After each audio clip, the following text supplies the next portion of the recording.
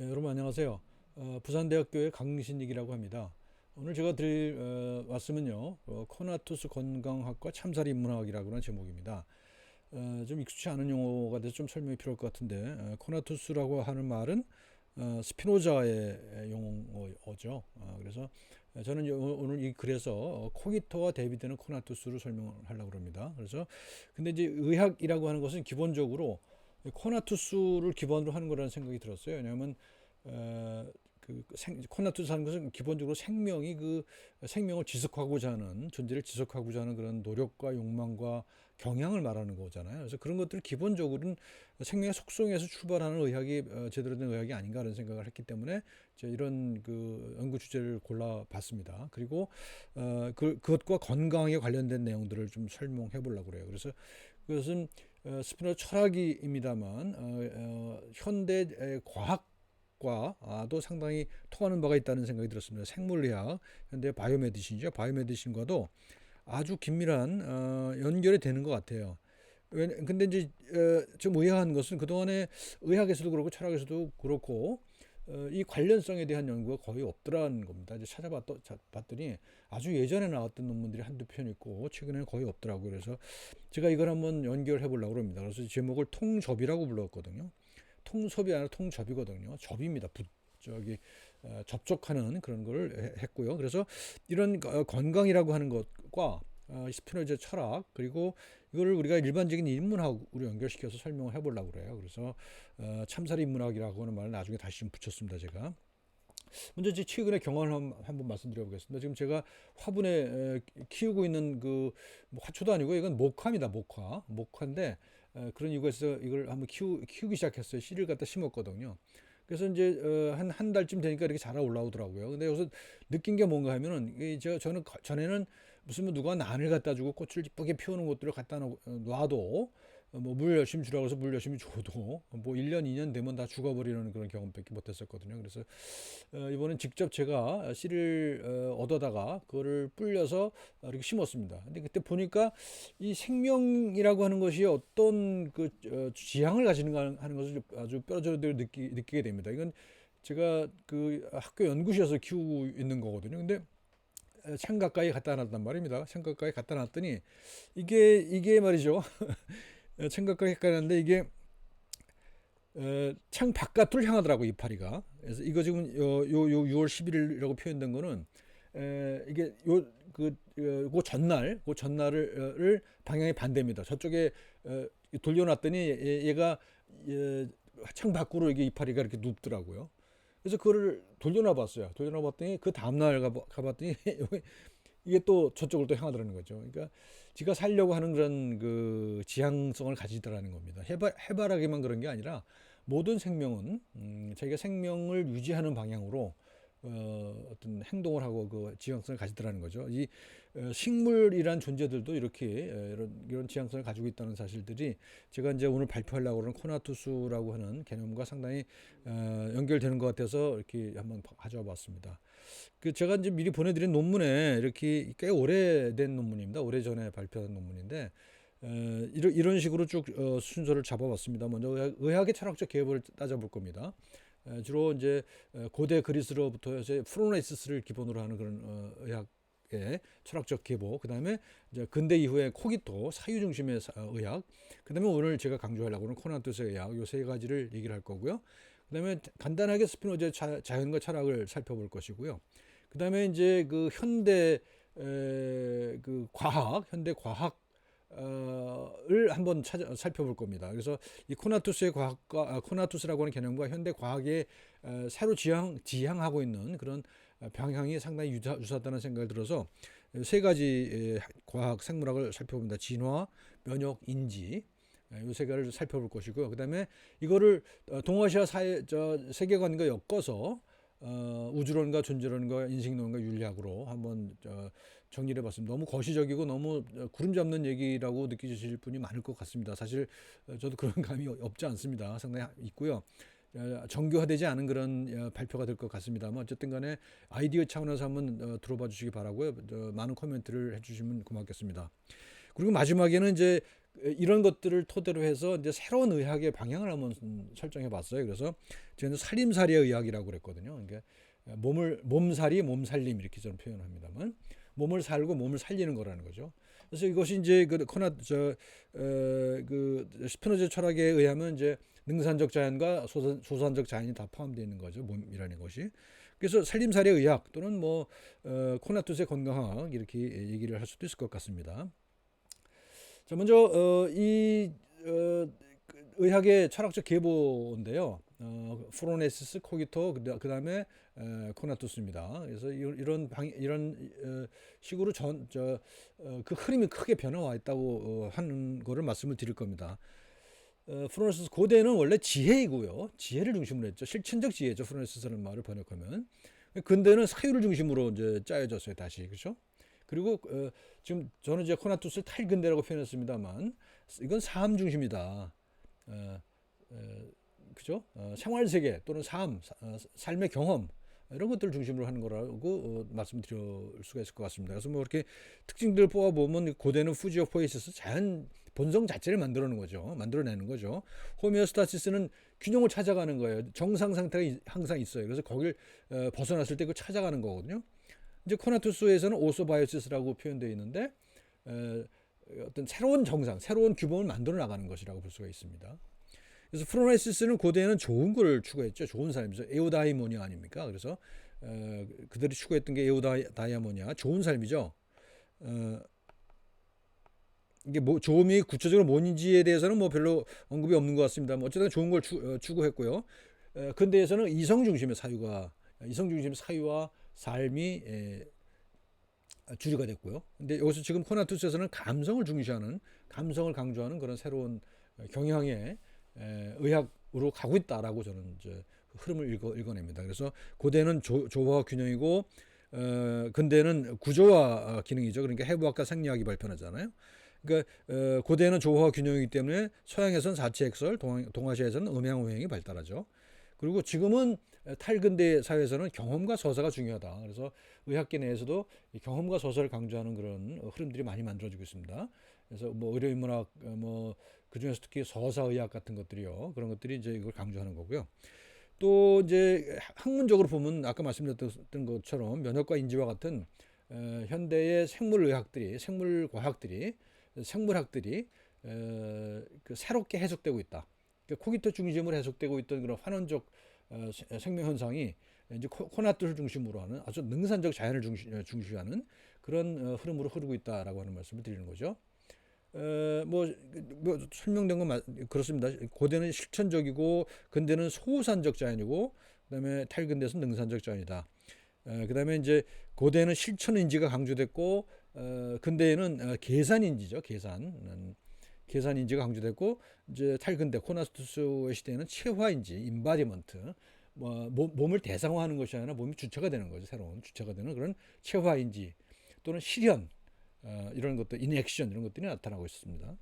스피노자의 내재적 세계관은 뭐 다시 자세히 설명드릴 건 없을 것 같습니다만 스피노자 삶을 보면은 좀 뭔가 느끼는 점이 많이 있죠. 자기 그 유대인 공동체에서 파문당했고 아주 온갖 저주와 더불어 파문당했고 평생 고독한 인생을 살았고 그다음에 철학을 했습니다만 그 생계를 유지하기 위해서 유리세공을 했고 그리고 그 유리세공 때문에 이제 폐병을 얻어 죽고 철학과 교수로 오라고 초청을 받았어도 안 가고 그리고 시대와 대결했던 그런 사람입니다. 그래서 이런 삶과 이 사람의 철학과 관련이 분명히 있을 거라고 생각을 하고 그래서 많은 철학자들의 철학자라고 부르죠. 그래서 많은 포스트 모던 철학자들이 스피노자로부터 다시 출발하는 걸 볼 수가 있습니다. 그래서 어떻게 보면 모던 속 포스트 모던이라고 볼 수가 있을 것 같기도 합니다.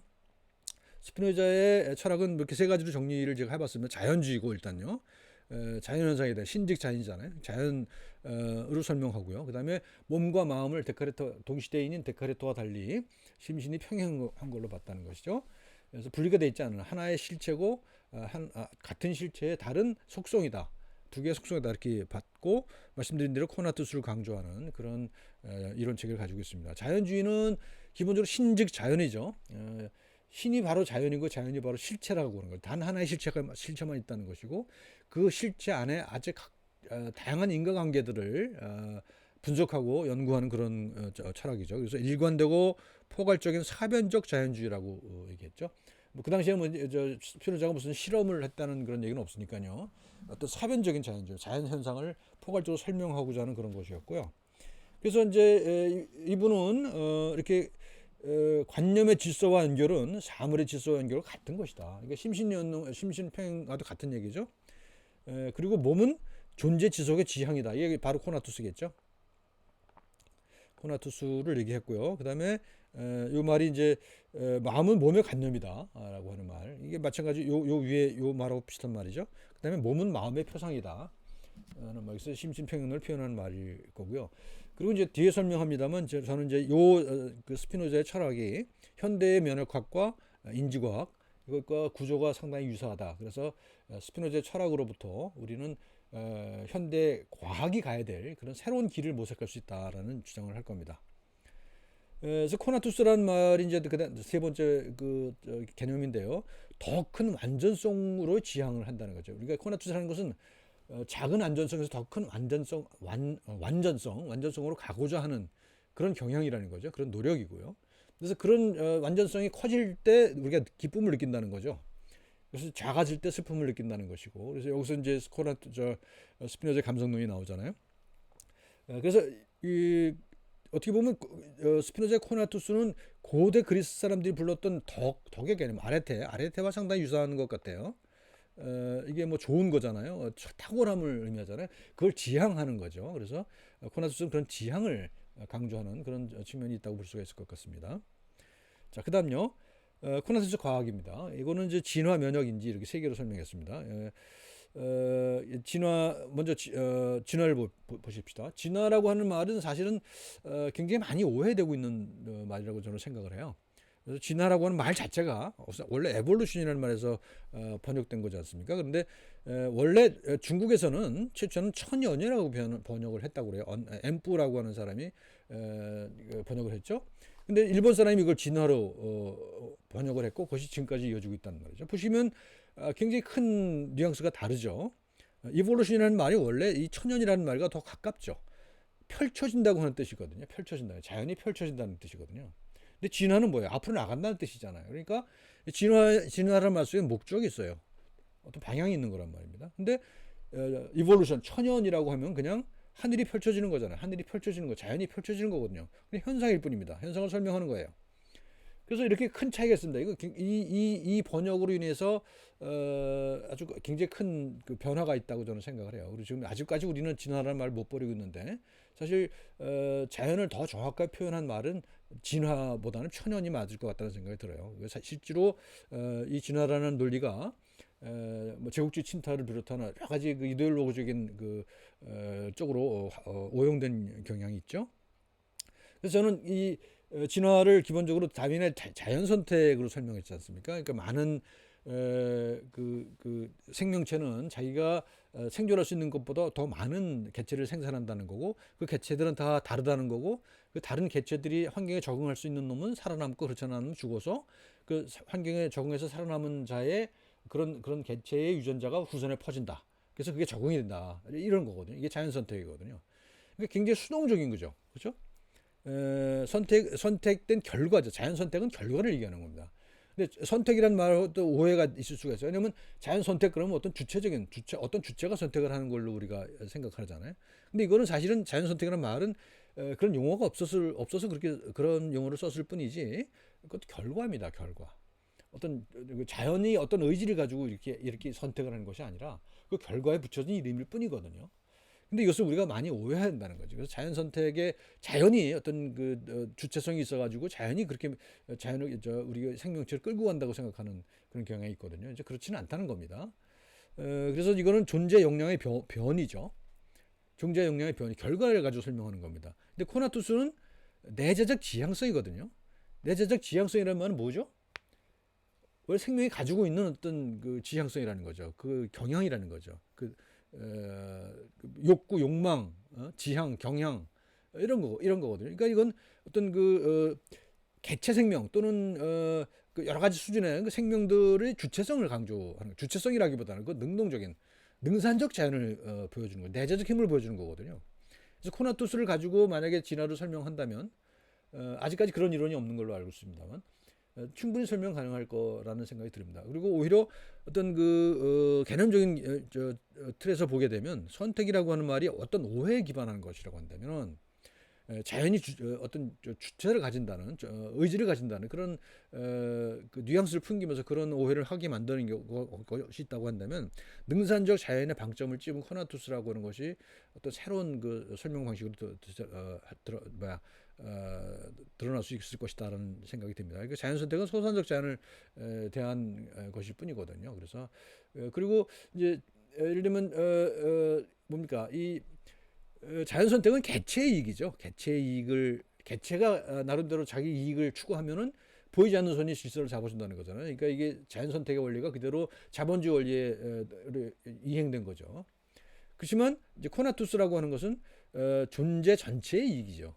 존재 전체의 이익입니다. 그래서 공동체의 실존 역량입니다. 이렇게 설명할 수 있어요. 그리고 사실 에티카에 보게 되면 이런 얘기가 나오거든요. 그러니까 모든 사람이 다 이익을 얻는 방향으로 하는 것보다 더 좋은 것은 없다. 그렇게 얘기하거든요. 그래서 이게 정리를 하면 이렇습니다. 진화는 개체 생명들의 코나투스가 역동적으로 경쟁하고 지향되는 과정의 결과다. 이렇게 좀 설명을 하고 싶습니다.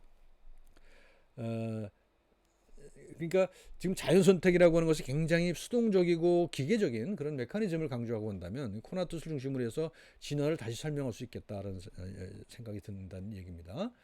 자, 그다음에 면역입니다. 면역은 두 가지 이론 갖고 두 가지 쌍의 이론 갖고 설명할 수 있습니다. 세포설과 체액설, 그다음에 클론 선택설과 자기 연결망 이론.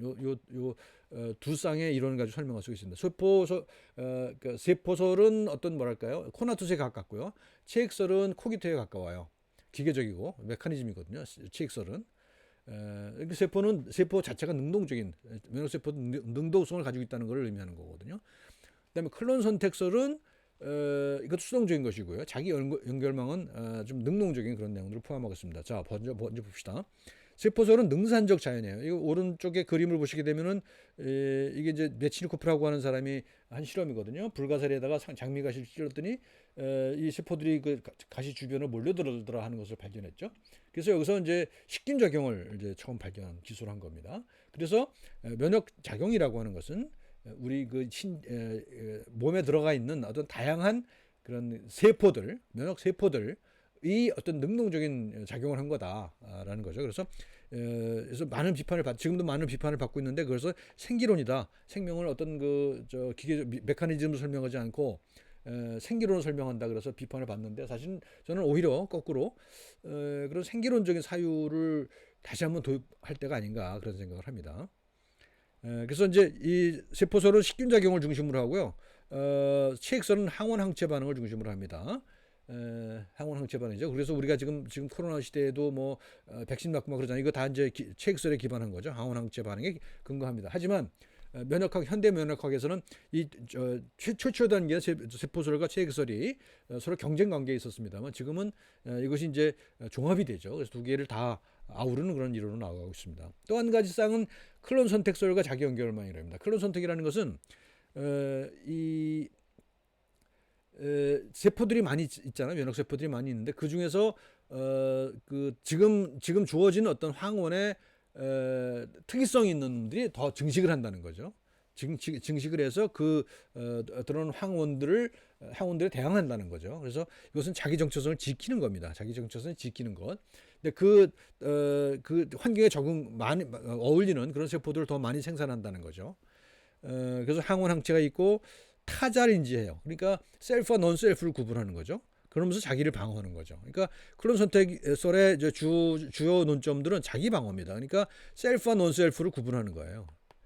셀프와 논 셀프를 구분해서 이것이 이제 면역의 역할이라는 거죠. 근데 자기 연결망 이론이라는 것은 그렇지가 않아요. 내적 이미지를 강조해요. 이게 1984년에 그 니스 예르네라는 사람이 주장한 이론이고 이때 노벨상을 받습니다. 노벨 의학상을 받습니다. 근데 그 이후로는 제대로 연구가 되지 않고 이제 지금 거의 사장되다시피 한 이론이거든요. 그래서 다시 최근에 들어서 조금씩 리바이벌 되고 있긴 합니다만 아직까지는 아주 소수 이론입니다. 하지만 철학적으로는 굉장히 의미가 있는 그런 이론이라고 저는 생각을 해요. 우리가 사유를 어떤 자극을 주는 그런 이론입니다. 그러니까 이거 뭐냐면 우리는 면역계라고 하는 것이 어떤 그 특이한 항체를 가지는 것들에 대해서 특이하게 반응하는 그런 것도 있지만 궁극적으로는 우리 몸 안에 어떤 정체성을 만들어 나가는 거라는 거예요. 세포들끼리 내 안에 있는 면역세포 또는 밖에서는 항체 이것들이 면역의 하나의 망을 이루고 있다는 거거든요. 이런 망을 이루고 있다는 거거든요. 그런 선택설은 이거죠. 그래서 이게 필요한 것만 살아남아서 더 증식을 하고 그렇지 않은 건 죽어버린다는 거예요. 그래서 이 그 환경에 적응한 세포들이 살아남는 게 그런 선택설이에요. 근데 자기 연결망 이론은 이 안에 내 안에 굉장히 많은 다양한 세포들이 있다는 거예요. 면역세포도 있고 뭐 신경세포도 있고 또는 항원세포도 있고요. 그런 항원 그 물질이겠죠, 물질. 그런 것들이 어떤 연결망을 이루고 그 연결망 전체가 나의 정체성을 만들고 있다는 거죠. 그래서 이건 그런 선택에서는 항원 항체 반응만 있지만 여기는 항원 항체 반응뿐만 아니라 항원과 항원끼리 또는 항체와 항체끼리도 연결망을 이루고 있다는 얘기입니다. 그래서 결국은 클론 선택의 타자인지 다른 거에 인지를 한다면 자기 연결망이란 자기 인지입니다. 나의 정체성을 만들어 나가는 거거든요. 그래서 그러니까 우리가 백신을 맞는다는 것은 예를 들면 클론 선택설에 따르면 나를 방어하는 거거든요. 근데 자기 연결망 이론에 의하면 더 큰 나를 만드는 거죠. 왜냐면 내가 모르던 코로나 바이러스라는 놈을 내 몸속에 집어넣는 거잖아요. 그래서 내 몸을 훈련시키는 거잖아요. 그러니까 더 큰 나죠. 코로나가 없던 세상에서 코로나가 있는 세상을 살아갈 수 있는 나를 만드는 거잖아요. 그런 의미에서 자기연결망 이론이라는 것도 상당히 의미가 있는 얘기입니다. 지금은 주류 면역학계에서는 굉장히 소외된 이론이긴 합니다만 지금 굉장히 의미가 있는 거라고 생각을 해요.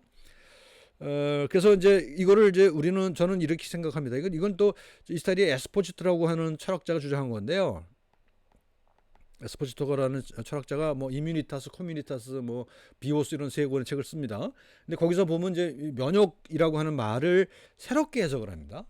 그래서 커뮤니타스로 이뮤니타스에서 공역, 커뮤니타스로 갑니다. 커뮤니타스. 이거 뭘 의미하냐? 면역이라는 것은 개체 생명들이 자기를 방어하는 것에 국한되어 있었거든요.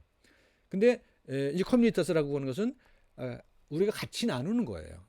우리 지금 코로나가 그렇잖아요. 코로나가 지금 내 개인만 어떤 항체를 가진다고 해서 보호되는 게 아니잖아요. 뭐 집단 면역이라고 하는 것은 일정 정도 비율 이상이 그 항체를 가져야 집단 면역도 이루어진다는 거잖아요. 그러니까 이게 바로 공역 개념입니다. 그러니까 그 초점을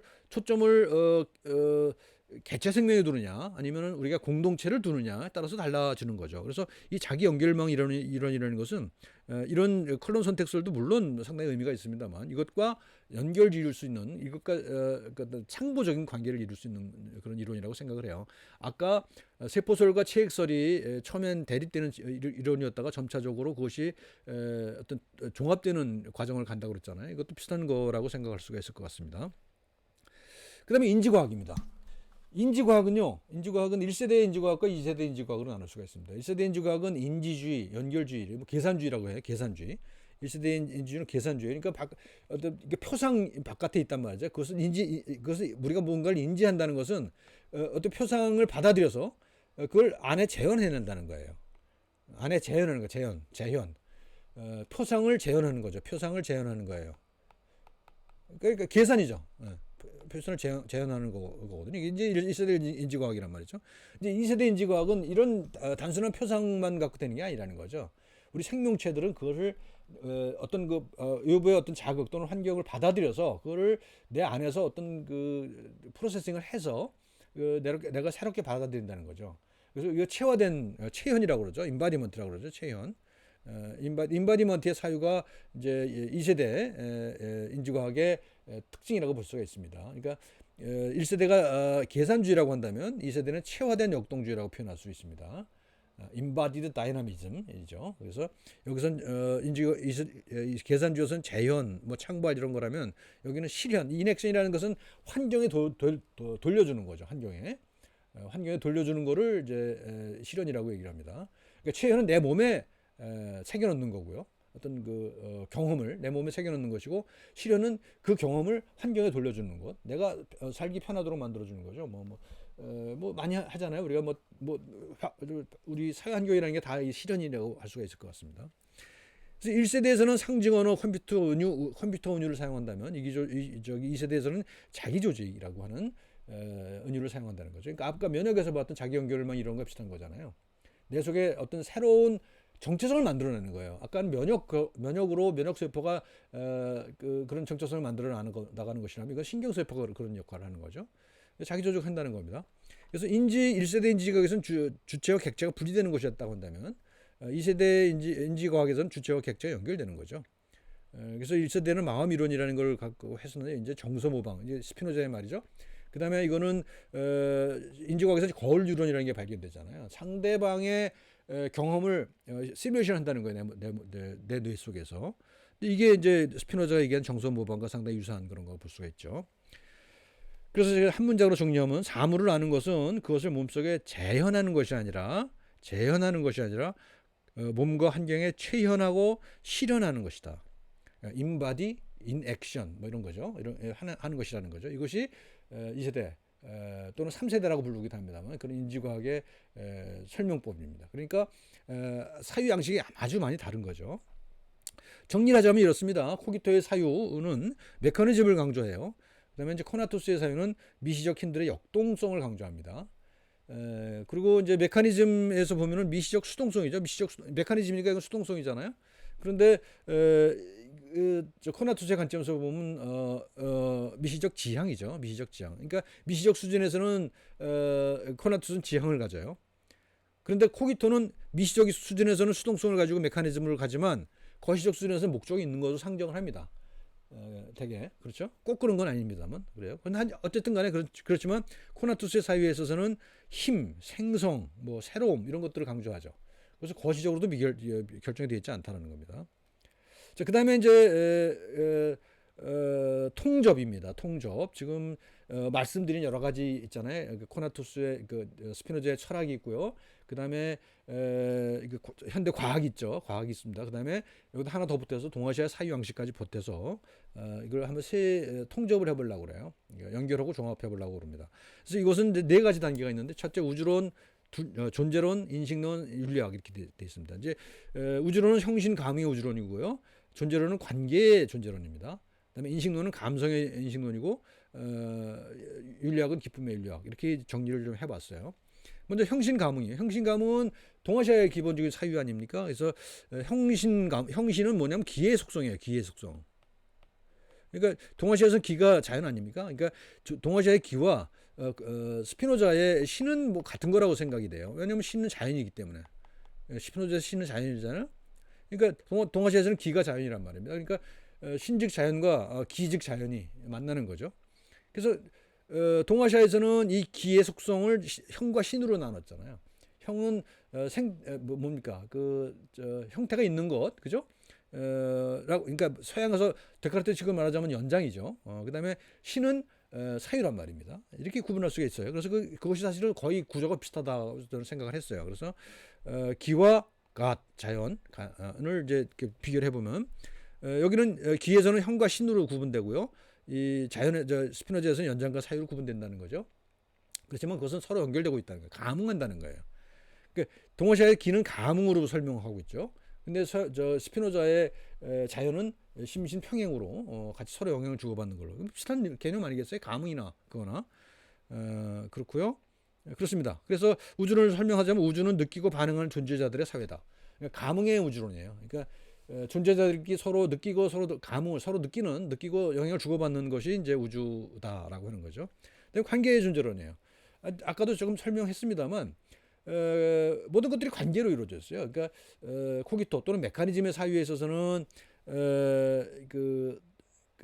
아주 짧은 인과관계를 가지고 설명한다면 이 관계의 존재론에서는 모든 것이 타자와 연결되어 있는 걸로 설명을 하거든요. 그것이 이제 대표로 설명한 게 면역과 공역입니다. 아까 설명했죠. 면역과 공역이에요. 이제 역사적인 건 생략하고요. 면역은 주로 사적인 영역이죠. 내 개인의 문제예요. 그렇지만 공역 그러면 함께 나누는 거잖아요. 부담을 함께 나누는 거죠. 질병의 부담이든 간에 또는 공적 서비스를 같이 하든 간에 어떤 그런 두 가지가 다 있는 거. 이 공역과 이 공역이 있는 거거든요. 그래서 면역을 강조하는 체계에서는 질병은 피하거나 싸워야 적이죠, 적이죠. 근데 이 공역의 관점에서 보면 도전이에요, 도전. 무조건 물리쳐서만 되는 게 아니에요. 그래서 우리가 같이 그 부담을 공유함으로써 극복해 나가야 될 그런 도전거리인 거죠. 우리가 지금 그 도전거리를 대응하고 있잖아요. 그 도전에 잘 적응하고 있는 나라도 있고 그렇지 않은 나라도 있는 거죠. 우리는 비교적 잘하고 있는 걸로 알려져 있죠. 면역은 나를 지키는 힘이고요. 그다음에 공역은 환경에 적응하는 힘입니다. 둘 다 힘이지만 좀 차이가 있을 수가 있는 거죠. 그러니까 메커니즘의 사유와 그다음에 코나투스의 사유가 다른 거죠. 근데 여기서 자가 면역이라는 게 중요한데요. 우리가 보통 자가 면역 질환이 많이 있잖아요. 현대인에게 뭐 아토피 같은 게 대표적인 거죠. 그다음에 류마티스 이런 건데 공격하지 말아야 할 내 세포를 내가 공격하는 거잖아요. 그래서 이건 질병이에요. 우선은 면역에서는 공격하지 말아야 되는데 하니까. 근데 공역의 관점에서 보면 또는 아까 말씀드렸던 자기 연결망 이론이 여기에 해당할 때가 벌써 있어요. 여기는 자가 면역은 상시적 활동이라는 거예요. 항시적으로 내 속에서도 내가 내 세포끼리도 서로 뭐 관계를 맺고 있다는 거죠. 경쟁도 하기도 하고 또 협동하기도 하고 관계를 맺고 있다는 겁니다. 그래서 자가 면역은 항상 있는 거예요. 항상 있는 거라고 보는 거죠. 이게 아주 큰 차이죠. 자가 면역을 설명하는 방법에서 아주 큰 차이 있다는 겁니다. 그래서 관계 존재론 한마디로 정리하면 자아는 타자와의 연결이다. 그죠? 아주 독립되어 있는 나는 없다는 거예요. 그죠? 그다음에 감성 인식론입니다. 감성은 이제 이렇게 세 개로 구분했는데 정서, 느낌, 감정 이렇게 했습니다. 정서 또는 정동이라는 말이 더 적절할지도 모르겠습니다. 스피노자가 얘기했던 어펙트죠, 어펙트. 영향을 받는 거죠. 이거는 모든 생명의 공통 감성입니다. 그다음에 느낌은 개체 생명, 사람에 해당하는 거죠. 개체 생명의 이제 감성이고요. 감정은 사회적 현상이죠. 사회적 생명의 감성 이렇게 나눌 수가 있죠. 그래서 우리는 보통 안다는 것은 인지한다는 인식이라는 것을 어떤 외부의 표상을 받아들여서 내 속에 재현하는 것이라고 생각했지만 현대 인지과학에 의하면 그렇지 않다는 겁니다. 그래서 많은 사람들이 예를 들면 안토니오 다마지오 같은 사람은 신체 표지 가설이라는 것을 주장하거든요. 이제 신경과학자입니다. 그래서 신체 감성이라고 하는 것이 감성이라고 하는 것이 우리가 사회생활을 하는데 절대 불가결하다. 그래서 그 감정이 없으면 제대로 된 결정도 못 한다라고 하는 거거든요. 그러니까 합리적인 판단을 해서 하는 결정이 잘 된 결정이 아니라 감정에 충실하면서도 또 반성적으로 성찰하는 그런 결정이 좋은 거라는 거거든요. 그래서 안다는 것은 느끼는 것이다. 결국 이 감성 인식론의 주장입니다. 마지막 기쁨의 윤리학입니다. 말씀드렸다시피 존재의 완전성이 증가하는 때 기쁨을 느끼고 그것이 감소할 때 슬픔을 느낀다는 거잖아요. 그래서 기쁨을 지향하잖아요. 우리는 기쁘기를 원하잖아요. 누구나. 그래서 그 기쁨의 방향을 잘 쫓아가는 것, 이것이 우리가 윤리적인 행동이라는 겁니다. 그죠? 그러니까 여태까지는 욕망을 억누르는 것이 윤리적인 행동이라고 생각했었어요. 그죠? 회피 본능을 강조하는 것이었어요. 근데 그렇지 않고 기쁨을 쫓아가는, 기쁨을 추구하는 그 긍정적인 쪽의 윤리학을 우리는 이제 세워야 되겠다, 그런 얘기를 하는 겁니다. 그래서 뭐 말씀드린 대로 기쁨과 슬픔은 존재의 지속 또는 단절의 가능성을 감지하여 알려주는 일종의 신호라는 거죠. 기쁨과 슬픔은 신호예요. 내가 너 어떻게 해야 돼라고 하는 거죠. 근데 거기서 갈등이 있죠. 이성적 판단, 합리적 판단과 어긋날 때가 있으니까. 그럴 때는 물론 합리적 판단이 도움이 되겠지만 이 감정이라고 하는 것의 그 큐를 절대로 무시해서는 안 되겠다는 거죠. 그래서 윤리라고 하는 것은 내재된 코나투스를 교육하고 새롭게 하는 것이다. 라고 하는 것이 이제 기쁨의 윤리학을 말하는 겁니다. 마지막 말씀드리고 정리하겠습니다. 살림살이의 의학이라고 하는 것이 이제 오늘 말씀의 결론입니다. 코나투스라고 하는 것을 근거로 해서 우리가 현대 생물과학을 해석하고 그걸 의학에 적용했을 때는 살림의 의학, 살이의 의학이 된다는 겁니다. 몸 살이는 수동적인 것이 될 것이고 몸 살림은 좀 능동적인 능산적 자연이 될 겁니다. 그래서 그것을 소산적이기도 하고 능산적이기도 한 우리 몸을 잘 조화시켜 나가는 것, 이것이 우리가 앞으로 의학이 발전시켜 나가야 될 그런 길이 아닌가 그런 겁니다. 그래서 몸을 살고 몸을 살리는 그런 의학이 우리가 지향해야 될 그런 코나투스의 의학, 코나투스의 건강학이 아니겠는가. 그리고 그런 건강을 찾으려면은 어떤 말씀 안 드렸습니다만 참사리의 인문학이 필요하지 않겠는가 그런 생각을 하면서 오늘 발표 말씀 마무리하겠습니다. 감사합니다.